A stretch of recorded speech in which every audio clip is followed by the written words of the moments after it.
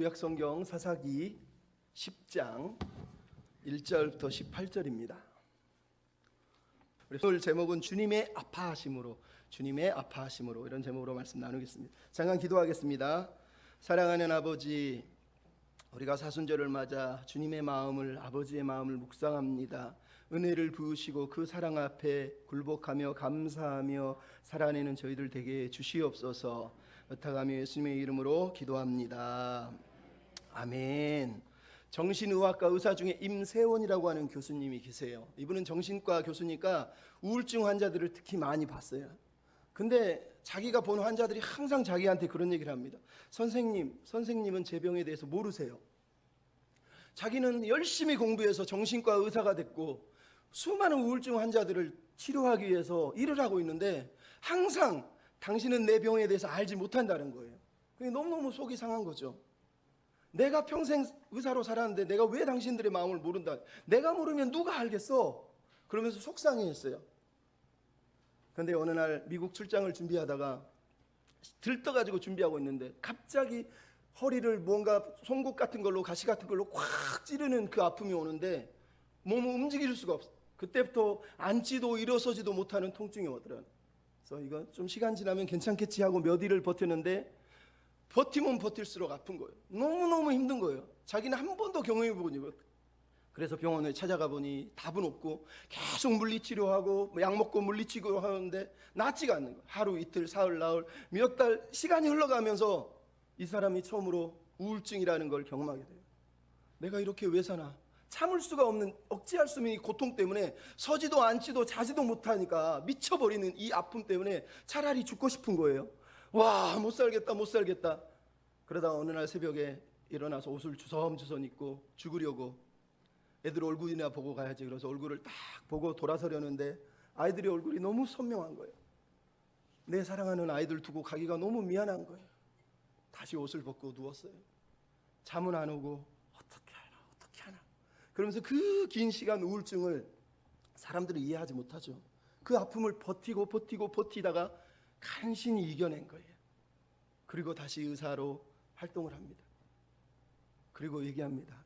환자에게, 제가 당신의 아픔에 대해서 잘 알고 있어요. 여러분, 환자들이 왜 내 병에 대해서 모른다고 그랬을까요? 병에 대해서 얘기하는 게 아니에요. 그 마음, 그 아픔을 몰랐다는 거예요. 근데 자기가 아파 보니까, 지긋지긋한 아픔을 경험해 보니까 환자들의 마음을 이제 알게 됐다는 거예요. 참.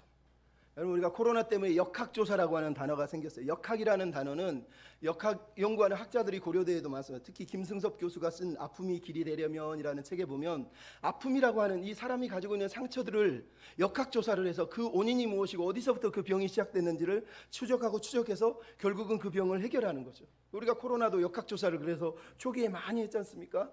역학조사가 바로 그런 거예요. 왜 그 사람이 아픈지 그 원인을 찾아내는 거예요. 여러분, 영적인 삶도 마찬가지. 우리 신앙도 영적인 역학조사가 필요한 거예요. 왜? 우리도 다 아프거든요. 왜 아플까요? 무엇 때문에 아플까요? 다 추적해보면 거기에 답이 있는 거거든요. 근데 여러분, 성경에서 우리 인생의 가장 큰 문제가 질병의 문제, 고통의 문제, 아픔의 문제 어디서 옵니까? 마음에서 오는 거예요. 마음. 다 결론은 마음의 문제라는 거예요.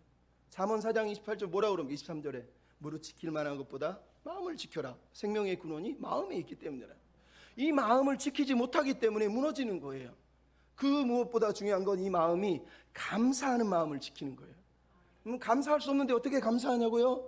그래서 감사하는 마음을 지키라는 거예요. 제가 좋아하는 시인 중에 정호승이라고 하는 시인이 이런 시를 썼어요. 감사하는 마음은 언제나 은혜의 불빛 앞에 있다. 감사하는 마음은 아는 마음이다. 내가 누군지, 누가 나의 주인인지를 깊이 아는 마음이다. 여러분, 이게 답이에요. 여러분, 왜 우리가 감사를 못한다고요? 은혜 앞에, 은혜의 불빛 앞에 나를 보이지 않기 때문이에요. 은혜의 불빛 앞에 나를 탁 내려놓으세요. 모든 게 은혜라는 걸 알 수 있잖아요. 그래서 감사하는 마음은 아는 마음이야. 아는 마음. 내가 누군지, 나의 주인이 누군지, 성경적으로 얘기하면 내가 얼마나 추한 죄인인지, 하나님이 얼마나 큰 사랑으로, 아픈 사랑으로, 위대한 사랑으로 우리를 사랑했는지 깨닫는 마음, 그게 바로 하나님이 우리에게 요구하시는 거예요. 여러분, 우리가 신앙생활을 하기 위해서 필요한 게 하나님의 마음을 그래서 알아야 되는 거예요. 교회가 사순절을 왜 정했겠어요?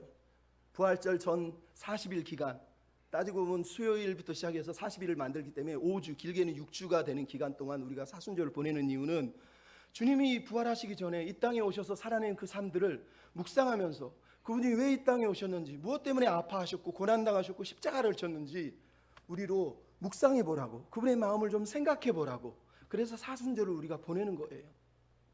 여러분, 오늘 우리가 사사기를 읽지만 우리는 다시 한번 사순절 예수님의 마음을 묵상하면서 왜 예수님이 이 땅에 오셔서 그렇게 사셔야 했는지, 예수님이 보여주신, 예수님을 통해서 하나님이 말씀하고 싶은 하나님의 마음이 무엇인지 성경은 사사기를 통해서도 우리에게 들려주고 있다는 거예요.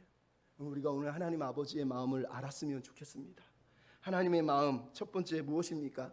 낮은 자를 섬기시는 겸손한 마음이에요. 여러분, 겸손한 마음을 가집시다. 따라서 한번 하시죠. 겸손한 마음을 가집시다. 섬기는 사람에게 필요한 거 겸손이에요. 겸손. 예수님의 이름을 우리가 예수님에 대해서 얘기할 때 언제나 겸손의 왕이라고 해요. 왕 중에 최고의 왕인데 어떤 왕? 겸손의 왕이라는 거예요. 그분은 태어나실 때부터 성육신하셔서 하늘 영광을 다 버리고 낮은 곳에 오셔서 낮은 자리에서 말구 위에서 가난한 사람들과 죄인들을 위해서 사셨던, 섬기셨던 낮은 자로 오셔서 낮은 자를 위해 사신 섬김의 종이었다는 얘기를 하는 거예요. 여러분, 사사기가 우리에게 들려주고 싶은 내용이 바로 이거예요. 기드온 이야기 이후부터 사사기에 한 가지 빠지지 않는 주제가 뭐냐? 겸손이에요. 왜? 사사기 전체가 주제의 내용이 뭡니까? 하나님이 왕이면 우리는 그분의 종이라는 뜻이에요. 하나님을 사사로 섬기는 사람이 우리라는 거예요. 근데 사사기의 전체 내용이 뭡니까? 하나님을 버리고 자기들이 왕이 되려고 하고 자기들 마음대로 살려고 했던 사람들 때문에 하나님이 아파하시고 힘겨워하셨다라는 거예요. 그 중에 특별히 기드온 이후의 이야기에 나오는 내용이 뭐예요? 사사들이 왕이 되려고 하려고 권력과 부를 누리면서 하나님이 아니라 자기 마음대로 살았다라는 거예요. 그 타락 이야기가 기드온 이야기부터 나머지 삼손까지 이야기에 쭉 이어지고 있어요. 그래서 사사기는 나선현 하강 곡성이라 그래요. 위에서 아래로 이렇게 큰 은혜가 점점 줄어서 나사의 끝머리가 돌다 쭉 떨어지는 것처럼 이스라엘이 큰 은혜를 누리다 결국은 타락해서 마지막 지점에 완전히 무너졌다라고 얘기하는 나선현 하강 곡선이라고 그래요. 그렇게 사사기에서 이스라엘의 총체적인 타락을 보여주기 위해서 사사기를 쓰고 있는 거예요. 그래서 여러분, 사사기를 읽을 때는 이 문맥을 잊어버리면 안 돼요. 이걸 잊어버리면 여러분이 사사기를 읽다가 길을 헤매요. 기도를 읽으면서 기도원처럼 살고 싶어, 이런 기도를 해버리는 아주 바보 같은 이야기라. 입다를 읽다가 나도 입다처럼 살래, 나도 삼손처럼 살래. 여러분, 어떻게 그렇게 살아야 되겠어요? 사사기의 전반부를 넘어서 기드온부터 후반부는 이스라엘이 얼마나 타락했는지를, 우리로 어떻게 무너지고 있는지를 보여주는 거예요. 그러니까 우리는 나머지 사사기 이야기를 읽으면서 입다의 이야기, 소소사사들의 이야기, 삼손의 이야기를 읽으면서 그들이 왜 타락했는지, 얼마나 타락했는지를 우리가 추적해 보는 거예요. 그러면서 우리는 그렇게 살고 있지 않는지 우리 자신을 돌아보는 거예요. 그게 중요한 거예요. 이 10장이 그래서 중요한 거예요. 10장 이후로 5명의 소사사가 나와요. 그리고 2명의 대사사라고 말하는 입다와 삼손이 나와요. 이 사람들의 이야기 속에서는 우리가 볼 때 그들이 얼마나 무너지는지를 잠깐 보게 돼요. 물론 소사사들이라고 하는 오늘 읽은 돌라와 야일이라고 하는 1절부터 5절에, 그리고 12장에 보면은 입산, 엘론, 압돈이라고 하는 소사사들이 나와요. 근데 이 사사들은 전쟁도 하지 않고 무슨 적들과 싸우는 내용도 없어요. 어떻게 보면 평안해 보이지만 가만히 보면 그들이 평안한 가운데 타락하고 평안한 가운데 무너지는 이야기가 등장한다는 거예요. 그러므로 이 이야기를 읽으면서 우리는 왜 하나님이 이런 이야기를 들려주시는지를 고민해보고 읽어야 되는 거예요. 사사는 하나님의 대리자인데 하나님이 세우시고 하나님이 일으키시고 하나님이 기름 부시고 하나님이 싸우게 하시고 하나님이 구원을 주시는 일이 벌어지는데, 기드온 이후부터 아비멜렉은 사사가 아니지만 어쨌든 아비멜렉 이후부터 모든 리더들은 하나님의 능력, 하나님의 도우심보다는 자기 힘, 자기 노력, 자기 계획, 자기 뜻을 가지고 하나님 앞에 서 있는 어리석은 사람들이라는 걸 성경이 우리에게 보여준다는 거예요. 오늘 1절, 5절 중에 특별히 1절, 2절에 돌라라고 하는 사사가 등장합니다. 이 사사는 23년 동안 이스라엘을 통치했다라는 걸 알 수 있어요. 재미있는 거 1절 맨 마지막에 그가 이스라엘을 구원했다라는 단어가 처음으로 등장을 해요. 근데 무엇으로부터 구원했는지가 나오질 않아요. 근데 이 사람의 이야기 속에 도도, 부와 돌라 이렇게 해가지고 3대에 걸쳐 자족들의 이름이 등장하고 있어요. 이 말은 그 당시 돌라라고 하는 사람이 무척 유력한 집안, 괜찮은 집안의 사람이었다는 걸 알 수 있어요. 근데 재밌는 건 1절에 그가 뭐가 나옵니까? 그가 에브라임 산지 3일에서 거주하면서 사사 노릇을 했다는 거예요. 여러분, 이 사람이 누구예요? 이사갈 사람이에요. 이사갈은 갈릴리 쪽 서쪽에 있는 동네, 북쪽에 있는 동네예요. 근데 그가 자기 고향이 아니라 남쪽으로 쭉 내려와서 유다 바로 위에 있는 에브라임 산지에서 사사 사역을 했다라는 거예요. 그러면 이게 중요한 거예요. 왜? 이 사람이 어디서부터 무엇을 구원했는지 성경에는 안 나와요. 학자들도 그래서 얘기를 못해요. 단 한 가지 힌트가 있죠. 1절에 바로 뭐라고 그러죠? 아비멜렉의 뒤를 이어서. 바로 이게 돌라가 했던 사역의 배경이에요. 돌라는 아비멜렉 이후에 이스라엘이 당했던 혼란스러운 상황을 해결하기 위해서 분연히 일어난 사사였다라는 거예요. 아비멜렉의 뒤를 이어. 딴 것 같은 경우는 그 후에 이렇게 쓰는데 이 1절은 아비멜렉의 이름을 명확하게 제시하면서 아비멜렉의 뒤를 이어서 이스라엘을 구원했다는 거예요. 그리고 그가 3일에 장사되었다는 거예요. 여러분, 3일이라고 하는 단어가 히브리어 언어의 뜻이 뭐냐? 가시덤불이라는 뜻이에요. 여러분, 아비멜렉의 별명이 뭐예요? 가시나무. 여러분, 아비멜렉이 3년 동안 그 잔혹한 통치를 통해서 이스라엘 땅을 가시덤불로 만들어버린 그 땅에서 이사갈은 유력한 집안 아들을 북쪽에서 잘 먹고 잘 살아도 되는데 그가 모든 것을 내려놓고 남쪽 에브라임 산지까지 내려와서 그 에브라임 산지 가시덤불더미에서 살면서 23년 동안 이스라엘의 혼돈과 이스라엘의 아픔과 고통을, 그 어두운 세상을 치유하기 위해서 살았다라고 얘기하고 있는 거예요. 그래서 1절에 일어나다라고 하는 히브리어 단어 쿰이라고 하는 단어는 능동형이에요. 능동형. 하나님이 보통 사사를 세울 때는 사역형이라고 그래서 하나님이 일으키시거든요. 근데 이 단어는 둘라가 분연히 일어났다는 뜻이에요. 이 말은 하나님이 세운 게 아니라 하나님의 마음을 가지고 둘라가 하나님의 나라를 위해서 일어났다는 얘기를 하고 있는 거예요. 그가 일어나서 뭘 했다고요?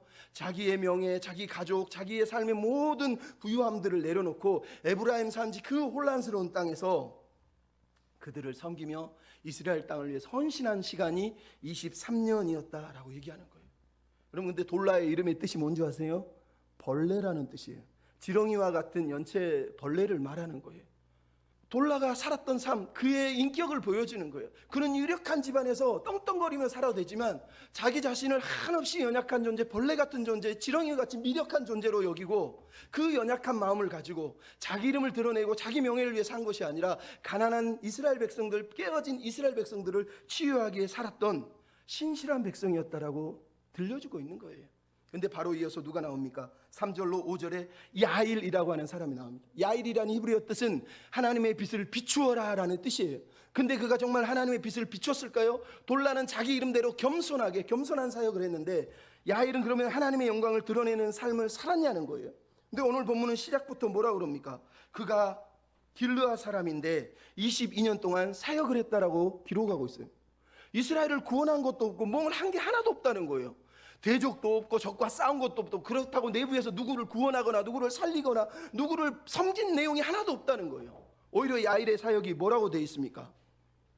그가 30아들이 있고 30아들이 30나귀를 타고 다니면서 30성읍을 자기 소유로 만들었다고 얘기하고 있는 거예요. 여러분, 아들이 30명이에요. 한 사람이 30명을 어떻게 납니까? 늘 말씀드리지만 이 말은 많은 아내를 뒀다는 뜻이에요. 기드온이 시작한 많은 아내를 둔 그 사사의 타락이 이 야일의 시대에 또다시 이어지고 있는 걸 보고 있는 거예요. 아들들이 어린 낙이 30마리를 탔다는 거. 우리식으로 말하면 부잣집 아들들이 스포츠카 타고 다니는 거하고 똑같은 거예요. 그 당시 어린 낙이는 아무나 타지 못해요. 왕족이라든가 귀족들만 타는 거라는 거예요. 그러니까 애들이, 젊은 놈들이 막 스포츠카 타면서 막 까부는 것처럼 이 젊은 어린애들이 어린 나귀를 타면서 30성읍을 다스리며 살았다라고 우리에게 얘기하고 있는 거예요. 근데 그가 어떻게 했다요? 그도 동일하게 돌라처럼 일어났다는 거예요. 그도 처음에는 하나님의 마음을 가지고 이 나라를 나도 열심히 사역해야지 그러면서 분연히 일어나서 하나님을 위해 살기 위해서 벌떡 일어났다는 거예요. 근데 그가 일어나서 뭘 했다고요? 자기 백성을 구원하지도 않고 자기 백성을 살리지도 않고 자기 백성을 위해 헌신한 것도 아니고 자기 왕궁을 세웠다는 거예요. 하봇 야일이라고 하는 동네, 야일의 동네라는 뜻이에요. 길르앗의 하봇 야일로 만들어서 모든 동네 30개 동네가 야일의 동네여라고 이렇게 별명이 짓게 만들어버렸다는 얘기를 우리에게 들려주고 있는 거예요. 비참하지 않습니까? 하나님의 나라를 위해 살겠다고 일어났는데 돌라는 겸손한 마음으로 살았는데 야일은 하나님의 빛을 비추라고 그랬더니 하나님의 빛은 다 내버리고 자기 빛 비추고 자기 영광 드러내고 자기 영광을 위해서 살아낸 사람이라고 성경이 우리에게 들려주고 있는 거예요. 고작 자기 재산 늘리고 자기 집 늘리고 자기 동네 늘려서 자기 왕궁을 세우고 있는 거예요. 여러분 이게 비참한 거예요.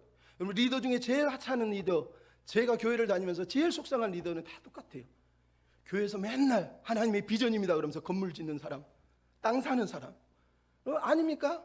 세상에 할 일이 없어서 한 사람 내 앞에 있는 한 영혼 섬길 마음은 못 가지면서 맨날 건물 짓겠다고 그러고 땅 사겠다고 돌아다니면서 이게 비전이네, 무슨 하나님의 꿈이네. 비참한 거라는 거예요. 오늘 본문의 야엘이 그러고 있는 거예요. 안타깝지 않습니까? 여러분 이 길르앗이라고 하는 땅은요, 므낫세의 장자 마길이 부모로부터 물려받은, 사실 하나님이 제비 뽑아 주신 땅 바산과 길르앗이라고 하는 땅은 너무너무 비옥한 땅이라 바산의 암소들 그러면 뿔을 상징하는, 길르앗의 기름 그러면 엄청난 무역을 상징하는 말 그대로 풍요로운 땅이 바로 이 길르앗이라는 땅이에요. 근데 이 땅에서 지금 야일이 뭘 했다고요? 자기 자식들에게 30성읍을 맡겨서 자기가 왕궁을 만들어서 통치했다는 거예요. 근데 이게 나중에 어떻게 돼요? 역대상 2장 23절에 보면 야일이 그에게 딸린 성읍들 60을 구술과 아람이라고 하는 사람이 나중에 다 빼앗았다, 이렇게 역대상에 기록을 하고 있어요. 이게 무슨 말인지 아시겠어요? 야일이 자기 욕심 부려서 30성을 만들었더니 나중에 60성까지 늘렸다는 거예요. 60성, 30개가 나중에 60까지 된 거예요. 그러니까 대대로 떵떵거리면서 배 터지게 자기들끼리 잘 산 거예요. 근데 그 땅이 무슨 일을 벌였어요? 자손들끼리 피 튀기는 싸움을 통해서 그 땅이 마길의 후손들에게 의해서, 다른 후손들에게 의해서 이 땅이 빼앗겼다라고 성경이 우리에게 얘기하고 있는 거예요. 슬픈 거예요. 근데 그가 어디에 묻혔습니까? 5절에 가몬에 묻혔다예요. 가몬이라고 하는 뜻은 서는 곳, 높은 곳, 이런 뜻이에요. 그러니까 말 그대로 골라는 3이라고 하는 가시덤불에서 자기 이름을, 고향이 아니라 그 험난한 산지에서 이름을 묻고 자기 생명을 묻었다면, 야일은 높은 곳에 장사되어서 사람들 앞에서 자기 부를 자랑하면서 자기 빚만 증거하다가 죽었다라고 우리에게 들려주고 있는 거예요. 그래서 야일에 대한 평가가 나오는 거예요. 그는 처음에는 순수했을지 모르지만, 처음에는 하나님의 이름을 위해 살겠다고 말했을지 모르지만, 나중에 보니까 그는 하나님이 아니라 자기 영광을 위해 산 거예요. 그 풍요로운 시간, 그 외적도 없고 적도 쳐들어오지 않는 그 시간 동안 그는 미래를 준비하고 말씀을 가르치고 영혼을 양육하는 삶을 산 게 아니라 자기 집 불리고 자기 땅 불리고 자기 영토 불리면서 자기 왕궁을 누리면서 그렇게 나태하고 안일하게 타락하고 살다가 결국은 이스라엘을 병들게 만들었다고 얘기하는 거예요. 여러분 왜 이게 중요합니까? 이 이야기가 야일의 22년의 통치가 바로 입다가 태어나서 입다가 살았던 시간이라는 거예요. 그럼 입다가 어떤 사사입니까? 첩의 아들로 태어나서 식구들에게, 장로들에게 쫓겨서 저 멀리 변방에서 거지처럼 깡패들하고 모여서, 가난하고 상처 입은 사람들하고 모여서 살았다라는 거예요. 무슨 얘기예요? 야일과 야엘의 30아들이 배 떵떵 구르면서 자기들끼리 부를 누리고 사는 동안 사회에서 약자들, 상처받은 사람들은 저 멀리 변방에 쫓겨나가서 거기서 자기들끼리 모여서, 상처받은 이들끼리 모여서 그렇게 살았다는 거예요. 그 중에 하나가 입다라는 거예요. 여러분 야엘의 이야기가 입다의 이야기의 배경이 되는 이유가 그거예요. 야엘은 22년 동안 편하게 산 것 같지만 결국은 야엘은 이스라엘 백성을 우상 숭배에, 타락에, 모든 신들을 전시하는 우상 숭배지로 만들어 버렸다라고 우리에게 들려주고 있는 거예요. 그래서 비참한 거예요. 여러분 돌라와 야엘, 여러분은 어떤 사람이 되고 싶습니까? 어떤 사람이 정말 하나님이 기뻐하는 사람일까요? 여러분 돌라는 정말로 겸손한 마음으로 벌레처럼 자기 자신을 낮추면서 어렵고 힘겨운 사람들을 위해서 살아낸 겸손한 종, 겸손한 마음을 가진 거예요. 하지만 야일은 그 겸손의 마음, 섬김의 마음이 없어서 자기 혼자 배부르고 자기 혼자 떵떵거리고 살다가 하나님의 빛을 드러낸 게 아니라 하나님의 영광을 가리고 살아낸 사람이라는 거예요. 여러분 그러나 우리 예수님 아시잖아요. 예수님 이 땅에 오셔서 살아낸 모든 삶은 겸손의 삶이에요. 자기 영광을 구하지 않아요. 자기 이름을 나타내려 애쓰지 않아요. 인기를 구하지 않아요. 남들에게 알아달라고 얘기하지 않아요. 겸손히 가난한 자, 어려운 자, 고통당하는 자, 갇힌 자, 포로된 자를 찾아다니면서 치유하고 섬기며 살아내신 분이란 말이에요. 그분이 우리를 살리시려고, 그분이 우리를 건지시려고, 그분이 이 땅에 오셔서 가난한 목수의 아들로 죄인들의 친구로 사시다가 십자가에 오르신 분이라는 거예요. 그래서 우리가 예수님을 겸손의 왕이라고 하는 거예요. 우리가 하나님을 믿는다면 하나님의 아버지의 마음을 알아야 돼요. 그분의 마음은 언제나 낮은 곳, 낮은 자를 향해 있다니까요. 우리가 드리는 찬양 중에 하나님 아버지의 마음이 뭐가 있습니까? 그 찬양의 내용 중에 하나님 아버지, 아버지의 마음이 향하는 곳에 내 마음이 가게 하시고, 하나님 눈이 향하는 곳에 내 눈이 가게 하시고, 하나님이 울고 있는 곳에 나도 울게 하여 주시고, 하나님이 바라보는 땅에 내 발도 두 발도 가게 하셔서 아버지 내 뜻이 아버지 뜻, 아버지 내 삶이 아버지의 삶 되게 해주십시오. 이게 우리가 기도해야 될 기도의 내용이라는 거예요. 여러분 오늘 본문은 바로 그 이야기를 하는 거예요. 겸손한 종의 마음을 가지고 살아야 됩니다. 두 번째, 우리에게 필요한 건 하나님만 섬기는 참된 예배자의 마음이에요. 옆 사람한테 인사하세요. 참된 예배자가 됩시다. 여러분 6절을 읽어보십시오. 제가 말씀드렸잖아요. 야일이 22년 동안 뭘 했는지 6절이 등장하고 있어요. 그 혼자 배부르고 그 혼자 30성읍 누리고 사는 동안 이스라엘 백성은 6절에 다시 하나님께 악을 행했는데 6절 앞에 그 후에 이런 단어 자체가 없어요. 그냥 이스라엘이 갑자기 악을 행했다는 거예요. 즉 야일이 지 혼자 배부르고 막 떵떵거리고 사는 그동안 사람들이 우상을 숭배하고, 어떤 우상이요? 7민족의 우상, 그것도 신들이라고 하는 단어가 6절에 신들. 그러니까 7민족의 신들을 끌어왔다는 말은 7개의 신이 있다는 게 아니라 엄청나게 많은 신들이 이제는 이스라엘 땅에 수입되어서 이 야일이 사역하던 시대에 입다가 사사로 등장하기 전에 이스라엘은 완전히 우상의 전시장이 됐다고 얘기하는 거예요. 얼마나 비참합니까? 이렇게 나라가 타락할 수 있습니까? 하나님이 너무너무 마음이 아프셔서 7절에 뭐라고요? 여호와께서 진노하사 그들을 팔아버리셨다는 거예요. 이게 어디서 나온 줄 아세요? 사사기 2장에 3장에 이스라엘 백성이 범죄할 때 하나님이 그들을 언약 백성을 진노하게 해서 팔아버린다 라고 얘기할 때 쓰신다. 즉 언약적 징계라는 걸 얘기하는 건데, 하나님 이들을 팔았더니 암몬 자손이 이들을 18년 동안 통치했다고 10장 8절에 등장하고, 18년 동안. 근데 재밌죠? 맨 끝에서부터 시작되는 거예요. 그들이 이스라엘 백성을 치고 이스라엘 백성을 억압하고, 그래서 이스라엘의 공고가 심했다라고 10장 8절 9절에 치다, 억압하다, 곤고가 심했다, 이런 단어들이 등장하고 있어요. 여기서 쳤다는 단어는 부서뜨린다는 얘기고요, 억압하다는 단어는 말 그대로 으깨다는 단어고, 곤고하다는 말은 너무너무 좁아다가 움직일 수가 없는 상태를 말하는 거예요. 즉 이스라엘 백성이 여기저기 깨지고 부서지면서 움직이지도 못하는, 말 그대로 꽉 끼어있는 가장 심각한 고난 상태에 놓여 있었다라고 얘기를 하는 거예요. 무엇 때문에? 우상 숭배 때문에 하나님이 진노하셨다는 거예요. 그래서 그들이 하나님께 10절에 보면 하나님 도와주세요, 우리가 범죄했습니다 라고 얘기를 하고 있어요. 근데 주님 뭐라 그러죠? 바알들을 섬겼다는 거예요. 재밌죠? 바알들을, 원래 바알이라고 하는 히브리어 단어의 뜻은 나의 주인이라는 뜻이에요. 그러니까 그가 말하는 거, 하나님 우리가 나의 주인들을 섬겼다는 거예요. 나의 주인, 하나님을 섬긴 게 아니라 나의 주인들, 수많은 신들을 섬겨서 범죄했다는 거예요. 여러분 사사기는 이스라엘 백성이 부르짖으면 항상 하나님이 어떻게 하십니까? 사사를 세우세요. 근데 이걸부터는 이야기가 달라집니다. 하나님이 사사를 세운 게 아니라 뭐라고 그러죠? 거절하셨다는 거예요. 여러분 10절 14절 하나님이 하시는 말씀이 뭡니까? 나 네 기도 들어주지 않을 거야. 내가 너희들에게 얼마나 큰 일을 했는데 감히 너희들이 다른 신을 섬기다니, 네가 믿는 그 신한테 도와달라고 그래 라고 말하는 게 14절이에요 13절에 보면 내가 다시는 너희를 권하지 않는다는 거예요. 그러면 얼마나 하나님의 마음이, 그럼 어떤 사람이 이런 걸로 하나님이 빈정상하셨구나, 아이씨 하나님이 지금 열받으셔가지고 아유 니네들 지긋지긋하다 이제는 필요 없어, 그럼 이렇게 읽으시면 안 되는 거예요. 이 본문이 하나님이 지금 하고 싶은 말씀이 뭡니까?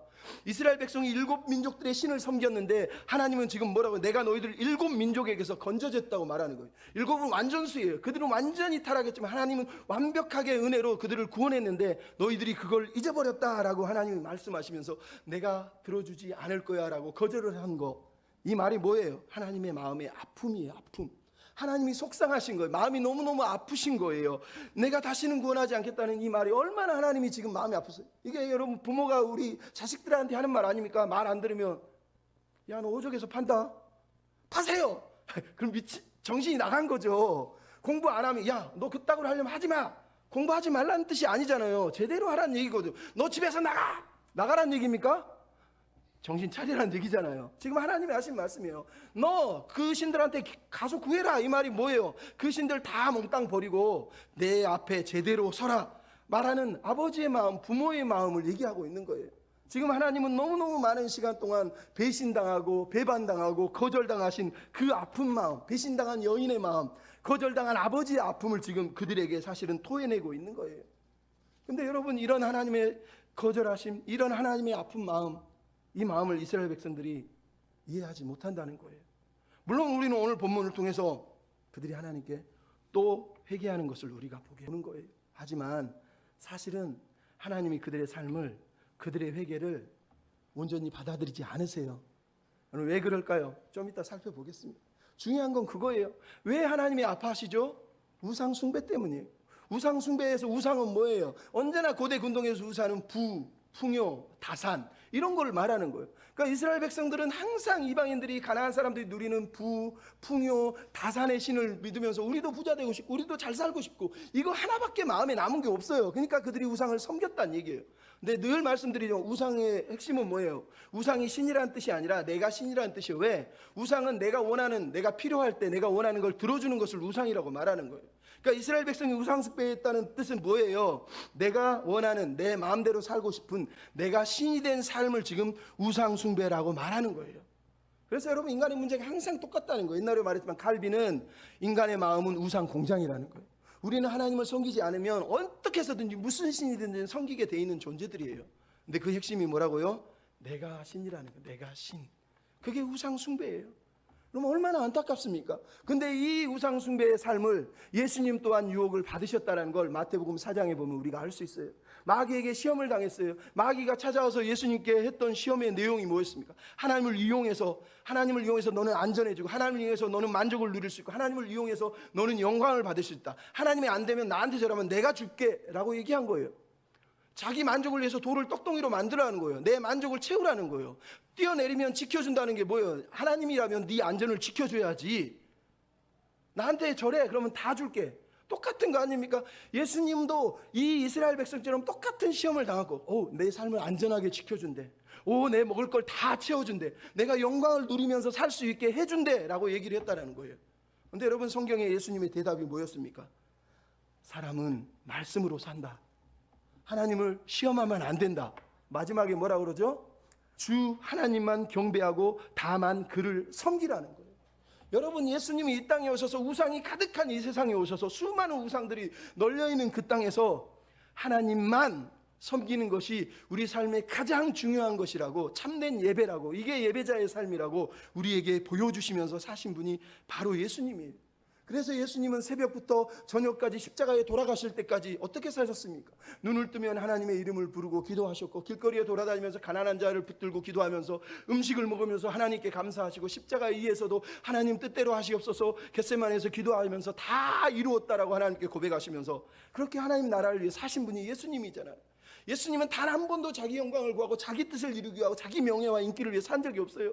제자들이 몰려와서 예수님이 치유하니까 모든 사람이 줄을 쳤습니다. 그랬더니 예수님이 그 사람들을 피해서 다른 곳으로 가면서 나는 가난한 사람, 어려운 사람 도우러 왔지 다른 곳에서 전도해야지 이러세요.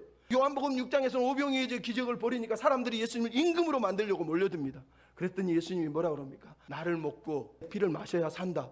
사람들이 그게 무슨 말이에요? 그러면서 다 떠나버려요. 임금 만들고 싶었는데 예수님은 임금이 되고 싶은 마음이 없어요. 그러면서 뭐라 그럽니까? 나는 내 뜻을 이루러 온 게 아니라 아버지의 뜻을 이루러 왔다. 요한복음 6장에부터 나오는 내용이에요. 나는 내 영광을 구하지 않고 아버지의 영광을 구한다. 요한복음 17장 아버지여 내게 주신 아버지의 뜻대로 내가 아버지를 영화롭게 하였사오니, 그리고 요한복음 19장 30절에 어떻게 돌아가시요?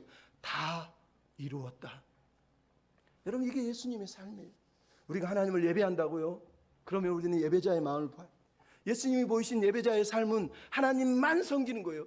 밥 먹을 때도 잘 때도 일어날 때도 걸을 때도 일할 때도 하나님만 섬기기 위해서 온통 하나님께 관심을 드는 거예요. 심지어 겟세마네에서도 이거 못하겠는데 하는 그 순간에도 아버지 내 뜻대로 마시고 아버지 뜻대로. 그럼 이게 하나님이 우리에게 요구하시는 아버지 하나님의 마음이, 예수님이 보이신 삶, 겸손한 삶뿐만 아니라 참된 예배자로 살아내셨다는 거예요. 마지막으로 하나님의 아픈 사랑을 기억하고 감사해야 됩니다. 여러분 하나님의 아픈 사랑을 기억하는 자가 되었으면 좋겠어요. 여러분 오늘 본문에 이스라엘 백성이 회개를 했습니다. 사사를 세워야 되는데 하나님은 거절하셨습니다. 근데 15절에 이 사람들이 한 번 더 회개를 했다는 거예요. 15절 16절에 이렇게 돼 있어요. 이스라엘 자손이 여호와께 여쭈되 우리가 범죄하였사오니 주님 보시기에 좋은 대로 우리에게 행하십시오. 우리는 주께 구하옵나니 오늘을 우리를 건져 주옵소서. 그러면서 자기 가운데 이방을 신을 제하고 여호와를 섬겼다. 엄청나게 놀라운 고백을 하고 있어요. 말 그대로 필사적이 막 두 손을 싹싹 들면서 아버지 잘못했어요 도와주세요 그러고 있다는 거예요. 자기들의 죄를 고백했고 결과를 하나님께 맡기겠다고 말했고 우상을 버렸다고 말했다는 거예요. 이 정도 되면 하나님이 오케이 그래 들어줄게 이래야 되는 거 아닙니까? 근데 16절에 뭐라고 그러죠? 여호와께서 이스라엘의 곤고로 말미암아 마음이 근심하시니라. 근심하시니라. 근심하셨다라는 거예요. 여러분, 왜 하나님이 근심하시죠? 기도 들어줘야 되는 거 아닙니까? 기도의 내용도 회개 기도 제대로 한 것 같고, 말 그대로 다 맡기겠다고 얘기한 것 같고, 우상도 버린 거 행동으로도 버렸는데 왜 하나님이 근심하시죠? 그 앞에 뭐가 있었어요? 이스라엘의 곤고로 말미암아 근심했다고 돼 있잖아요.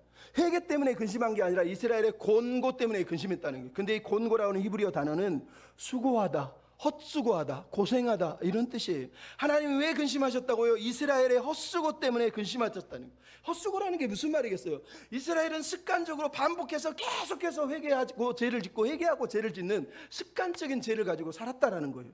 하나님이 그걸 보시고 헛수고한다는 거예요. 헛된 수고를 보고 저렇게 헛된 수고를 하면서 왜 저렇게 인생을 살아낼까? 그 아픔 때문에 근심하고 계셨다고 얘기하는 거예요. 우리가 알잖아요. 여호수아 24장에 보면 이스라엘 백성이 가나안 정복할 때 여호수아가 무려 3번이나 너희들 하나님 안 섬기면 하나님이 벌 줄 거야 그랬더니 우리는 여호와만 섬길게요, 여호와만 섬길게요, 여호와만 섬길게요. 그렇게 다짐했던 그들이 사사기 1장부터 오늘 10장까지 내용을 보십시오. 수없이 또 습관처럼 죄를 범하고 또 죄를 범하고 또 반복해서 죄를 범하고 있다는 거예요.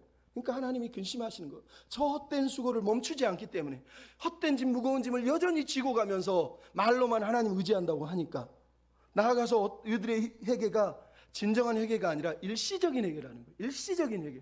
일시적이라는 게 뭐예요? 지금 당장 상황을 모면하기 위해서 회개하고 있는 거예요. 여러분 15절 다시 읽어보십시오. 잘 읽어보세요. 이스라엘 자손이 여호와께 여쭈되 우리가 범죄하였사오니 주께서 보시기에 좋은 대로 우리에게 행하시려니와. 아주 좋아요. 그 다음에 뭐가 나옵니까? 오직 주께 구하옵나니 오늘 우리를 건져내옵소서. 여러분 무슨 말인지 알겠어요? 앞에서 방금 뭐라고 그랬어요? 주께서 원하신 대로 다 하십시오라고 맡긴다고 그랬단 말이에요. 근데 바로 다음에 뭐라고요? 오늘 지금 당장 건져달라는 거예요. 그들이 지금 우상을 버린 이유가 뭐예요? 이게 부적이 집에 있으니까 이거 부정 탈까 부적을 딱 떼어낸 것처럼 나 뗐으니까 됐죠? 이런 거하고 똑같은 거라는 거예요. 마음에는 없는데 겉으로만 행동으로만 지금 당장 이거를 해결하기 위해서 당장 급하니까 우상을 지금 가지고 있던 우상들을 다 버렸다고 얘기를 하고 있는 걸 우리에게 보여주고 있는 거예요. 말 그대로 본질적으로는 예배자의 마음이 회복된 게 아니에요. 겉으로만 하나님께 말로만 하고 있다는 거예요. 그게 17절 18절에 나오잖아요. 그들은 본질적으로 변한 게 하나도 없어요. 하나님 향한 신뢰도 없고 하나님을 향한 간절한 사모함도 기다림도 없어요. 여러분 하나님께 그렇게 기도했는데 17절 18절 나오는 내용이 뭡니까? 그들이 회개하는 그때에 암몬 자손이 길르앗을 쳤으므로 이스라엘 자손이 모였는데 18절에 길르앗 방백들이 모여서 뭐라고요? 누가 먼저 나가서 암몬과 싸울까? 그 사람을 머리로 세우겠다 이랬다는 거예요. 이해가 되시죠? 무슨 말인지. 하나님께 처분을 맡기겠다고 그렇고 하나님 뜻대로 하겠다고 했던 사람들이 지금 뭐 하고 있는 거예요? 적들이 쳐들어오니까 당장 자기들끼리 모여서 누가 먼저 싸울까? 자기들끼리 의논하면서 누가 사사가 될까? 사사를 세우겠다고 자기들끼리 하고 있다는 거예요. 이게 이스라엘의 범죄함이고 하나님이 아파하시는 근심의 이유라는 거예요. 길르앗 땅에 야일이 아들들 30명을 리더로 세워서 30명의 리더가 있는데 암몬이 쳐들어왔는데 이 30명 중에 야일의 아들들 그 어느 놈도 내가 앞서겠다고 말하는 놈이 하나도 없다는 거예요. 길르앗 시대에 야일이 통치했던 시대에 그들은 철저하게 이기적인 사람으로만 변해 있을 뿐, 타락해 있을 뿐 자기 백성을 위해서 헌신하지 않아요. 누가 나가 싸울래 물어볼 때 대답도 하지 않아요.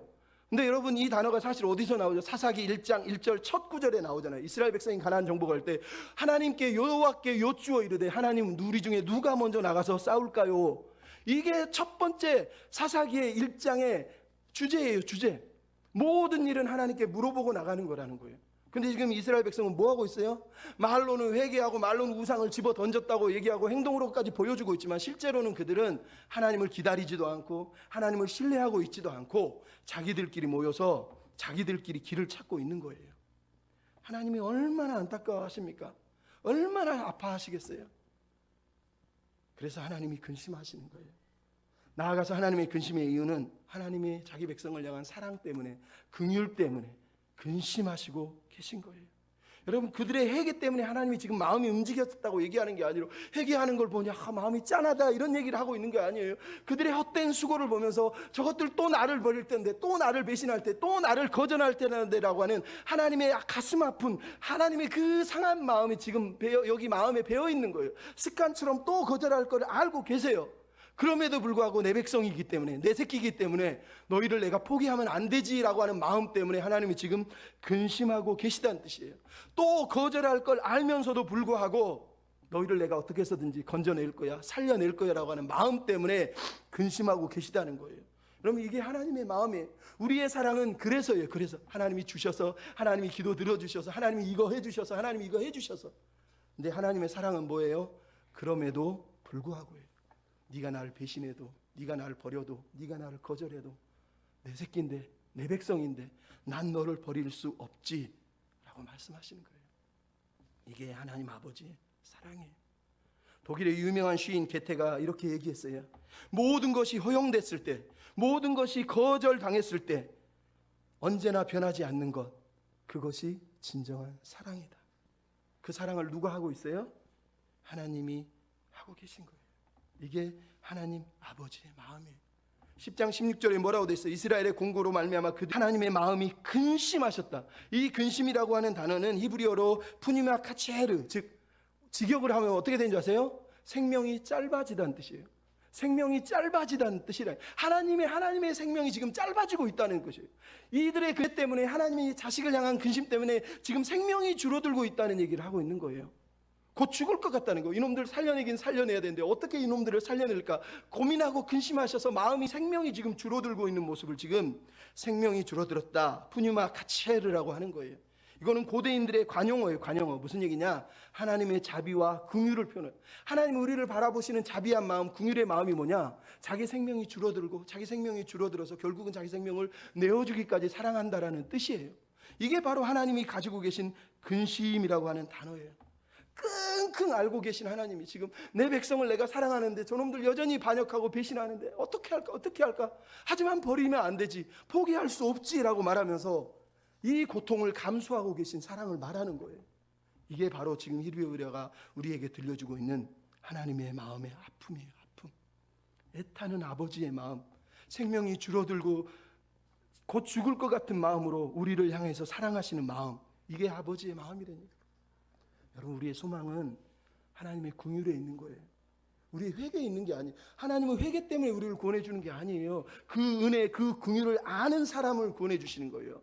그 긍휼, 은혜를 아는 사람에게 하나님이 자비를 베푸시고 회개의 마음을 주시는 거예요. 사도행전에 나오잖아요. 너희가 회개하고 예수 이름의 세례를 받으라. 우리가 회개해야지 된다고 말하지만 그 앞 구절에 뭐가 나와요? 사도 베드로가 사도행전 2장 21절부터 38절에 그렇게 얘기해요. 너희가 죽인 예수를 하나님이 약속한 선지자의 그 약속대로 보내셔서 우리를 구원하시려고 보내신 거고, 이제 죽음에서 일으켜 세우셔서 우리의 구주가 되신 것이다. 그 예수를 믿고 회개하라는 뜻이에요. 즉 회개 앞에 뭐가 있어요? 하나님의 자비하심, 하나님의 긍휼하심, 자기 백성을 여전히 포기하지 않으시고 약속대로 아들을 보내신 그 하나님의 사랑이 있다는 거예요. 그거를 깨닫고 회개하라는 거예요.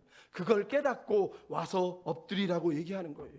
그래서 로마서 5장에 뭐라고 나옵니까? 하나님의 사랑이 우리 앞에 부음받음이 우리에게 부어졌대요. 그러면서 6장부터 나오는 게 뭐예요? 우리가 아직 죄인 되었을 때, 아직 원수 되었을 때, 아직 연약할 때, 우리는 여전히 회개한 거 없고, 우리는 여전히 연약하고, 우리는 죄인이고, 우리는 온수였는데, 우리는 여전히 그러고 있었는데, 그 전에 하나님이 우리에게 사랑을 부어주셨대잖아요. 그 사랑을 아는 사람이 회개하는 거예요. 그 아버지의 마음을 아는 사람이 하나님 앞에 엎드리는 거예요. 그 마음을 하나님은 알기를 원하시는 거예요. 하나님이 오늘 본문에서 근심하셨다 이 단어를 우리에게 들려주는 이유가 뭐예요? 우리가 그 마음을 알아야 된다는 거예요. 어떻게 우리를 사랑했는지 알아야 된다는 거예요. 여러분, 예수님이 이 땅에 오셔서 살아낸 삶을 예수님은 자기 스스로 나는 이런 사람이야 하고 표현했습니다. 뭐가 나오죠? 나는 마음이 온유하고 겸손하니. 온유하다는 단어는 동정심이 많다는 뜻이에요. 불쌍하고 낮은 곳에, 가난한 곳에 있는 사람들을 향한 마음을 비울 수가 없다는 거예요. 겸손하다는 말은 미덕을 얘기하는 게 아니라 물리적으로 상황적으로 빈곤한 상태를 말하는 거예요. 즉 말 그대로 낮아져서 어떤 사람이든 접근할 수 있고 어떤 사람이든 다가올 수 있는 상태를 말하는 거예요. 그 누구도 예수님 앞에 오는데 조건도 없고 제시할 어떤 방어막도 없는 상태를 겸손이라고 말하는 거예요. 예수님이 이 땅에서 살아낸 삶은 하나님의 긍휼을 보이신 삶이에요. 그게 바로 온유함과 겸손함이에요. 우리를 향해서 한없이 동정하시고 아파하시고 근심하시고 하나님의 마음을 그대로 우리에게 보여주시면서 사신 마음, 그게 어디 나옵니까? 마태복음 9장에 보면 예수님이 각색 병자를 고쳐주시면서 목자 없는 양처럼 방황하는 사람들을 보시고 불쌍히 여기셨다. 불쌍히 여기셨다. 헬라어 단어가 스플랑크니 조마이라고 제가 말했잖아요. 이거는 스플랭콘이라고 하는 창자라는 뜻에서 나와요. 고대 유대인들은 창자가 뭐냐, 모든 사람의 가장 깊은 곳을 창자라고 그래요. 그러니까 그 가장 깊은 곳에서 우러나오는 마음이 뭐였냐, 예수님의 마음이 동정심, 불쌍히 여기는 마음, 긍휼의 마음이었다고 마태복음이 우리에게 들려주시는 거예요. 그래서 히브리서는 뭐라고 그럽니까? 예수님은 우리와 같은 육체를 가지시고 우리를 동정하지 아니하실 분이 아니라 우리 모든 것을 동정하신다고 얘기하고 있어요. 근데 이 단어 또한 무슨 뜻이냐? 함께 고난 받는다는 뜻이에요. 예수님이 이 땅에 오셔서 그냥 낮은 사람들 보고 친구만 되신 게 아니라 같이 아파하시고 같이 고통당하시고 같이 끙끙 앓으시면서 이 백성, 사랑하는 백성들을 포기할 수 없지라고 하셨다는 거예요. 그 얘기를 하는 거예요. 근데 여러분, 이 단어가 어디서 나온지 아세요? 예레미야 31장 20절에 하나님이 말씀하십니다. 에브라임은 나의 사랑하는 아들, 내 기뻐하는 자식이니 내가 그를 위하여 내 창자가 들끓으니 내가 반드시 그를 불쌍히 여기리라. 그럼 지금 뭐라고 그러고 있어요? 창자가 들끓고 있다는 거예요. 들끓다는 히브리어 단어의 뜻은 요동하다, 흔들리다, 사납게 움직이다는 뜻이에요. 말 그대로 애간장이 타고 있다는 거예요. 막 창자가 막 너무너무 아픈데 이 아픈 사랑을 가지고 내 자식들 버릴 수 없지 하면서 막 아파하고 있는 모습을 그대로 우리에게 보여주고 있다는 거예요. 여러분, 제가 오늘 이 얘기를 하고 싶어서 그런 거예요. 하나님의 마음은요, 그렇게 아프세요. 이 배역한 백성들, 매일 거절하고 매일 배신하고 매일 십자가에 예수님을 못 박는 우리를 보시면서 마음이, 심장이, 창자가 요동하고 또 흔들리시면서 아파하고 애간장이 타시는 거예요. 그러면서 생명이 줄어들다가 내 생명까지 줄게, 그리고 십자가로 오르신 분이 예수님이에요. 하나님의 마음을 우리에게 그렇게 보여주신 분이 예수님이란 말이에요. 우리에게 필요한 건 이 아버지의 마음을 깨닫는 거예요. 하나님의 그 긍휼한 사랑을, 그 아픈 사랑을 외면하면 안 돼요. 날마다 이 긍휼하심을 입어서 은혜의 보좌 앞에 나오라고 히브리서 4장 15절이 얘기하잖아요. 뿐만 아니라 시편은 뭐라고 그럽니까? 하나님이 구하시는 제사는 상한 심령이라. 여러분, 우리 하나님께 나아가는 방법은 아버지의 깨어진 마음을 우리도 깨닫고 우리도 상한 마음으로 그 아픈 마음을 같이 가지고 나아가서 아버지, 그 마음은 어떠하셨을까? 얼마나 아프셨을까? 우리도 그렇게 아파하면서 하나님의 사랑을 붙들고 하나님의 은혜를 붙들고 하나님 앞에 서는 그런 삶을 살아내야 됩니다. 그 사람이 감사하는 사람이에요. 그 사람이 아는 사람이, 아는 마음을 가진 사람이에요. 겸손한 마음으로 섬기십시오. 겸손히 낮아져야 됩니다. 참된 예배자가 돼서 우상을 버리고 하나님만 예배하는 자가 되어야 됩니다. 하나님의 긍휼하신 마음을 우리도 깨달아서 함께 아파하고 하나님의 아픔에 동참하고 하나님의 눈물에 동참하고 하나님이 향하는 곳에 함께 향하고 그렇게 하나님의 은혜를 구하고 사는 저와 여러분이 다 되셨으면 좋겠습니다. 우리 하나님의 마음을 어떠하셨을까? 우리 한 번 더 같이 찬양 부르시고 기도하고 마쳤으면 좋겠습니다. 찬양하겠습니다. 하나님의 마음, 하나님의 마음이 어떠하셨을까? 죽기 위해 떠난 아들을 보시고 하나님의 마음 어떠하셨을까? 그 마음 알기 원해. 하나뿐인 하나님의 외아들을, 하나뿐인 하나님의 외아들을, 악한 인간들을 위해 보내셨던 하나님의 마음 어떠하셨을까? 그 마음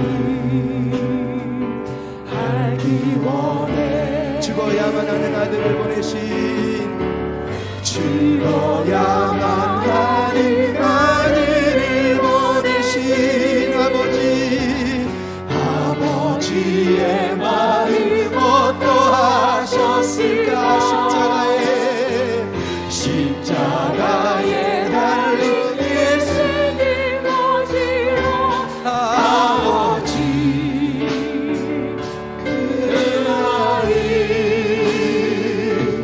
그 사랑. 왜 내가 이런 사랑받게 됐습니까? 왜 내가 이런 사랑받게 됐는지, 그 사랑 얼마나 큰지, 그 사랑 얼마나 큰지도 몰라. 날 향한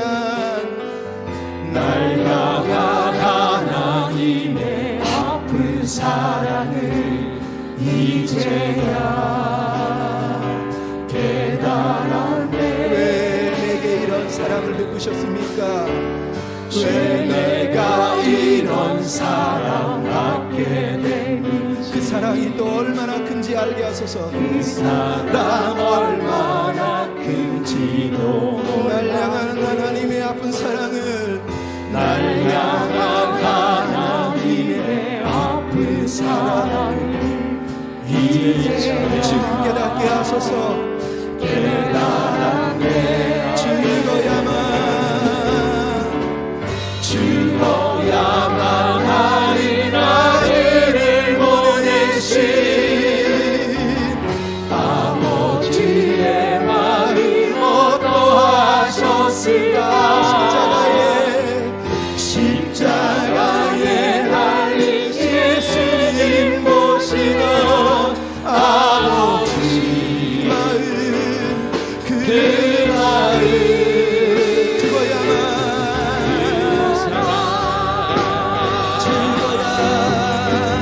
죽어야만 하리 아들을 보내신 아버지의 마음 어떠하셨을까. 십자가에 달린 예수님 모시던 아버지 그 마음 그